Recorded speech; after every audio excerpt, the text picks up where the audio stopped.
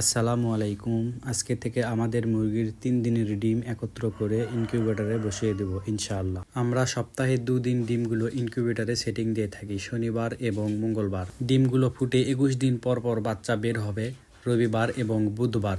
এই super hybrid মুরগিগুলো ৮ থেকে ৯ মাস ভালোভাবে ডিম দেয়। আপনারা সবাই দোয়া করবেন আমাদের মুরগিগুলো আল্লাহ তাআলা যেন সুস্থ রাখে এবং ভালো রাখে। আমাদের মুরগির একটা বদ অভ্যাস আছে, এরা শুধু এই দরজার সামনেই ডিম পারে এবং এই দরজার সামনে যে ২-৩টা খাসি আছে এই খাসিগুলোতেই ডিম বেশি দেয়। আজকে ডিম উঠাইতে একটু দেরি হয়েছে, যে কারণে সকালেই ৪-৫টার মতো ডিম ভেঙে গেছে। এক জায়গায় যদি ডিম বেশি জড়ো হয়ে থাকে আর সেই ডিমগুলোর উপর আবারও যখন মুরগি ডিম পারে তখন সেই ডিমগুলো ফেটে যাওয়ার সম্ভাবনা থাকে।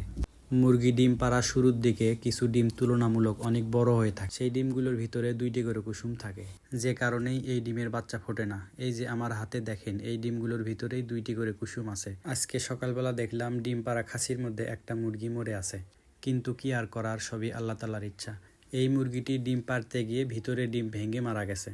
মাঝে মাঝে এরকম ২-১টি মুরগি মারা যায়, যে মুরগির ভিতরে চর্বি অনেক বেশি থাকে, সেই মুরগির ভিতরে ডিম আটকে যায় আর না হয়তো ভেঙে মারা যায়। মুরগিগুলোর তো সারাদিন কোনো কাজ নেই, আমি বারবার ওরা যে জায়গায় ডিম পারে সেই জায়গায় তুষ দেই আর ওরা বারবার পা দিয়ে ছিটিয়ে সরে দেয়, দিয়ে ফ্লোর বের করে, আর সেই ফ্লোরেই ডিম পারলে ডিম যায় ফেটে।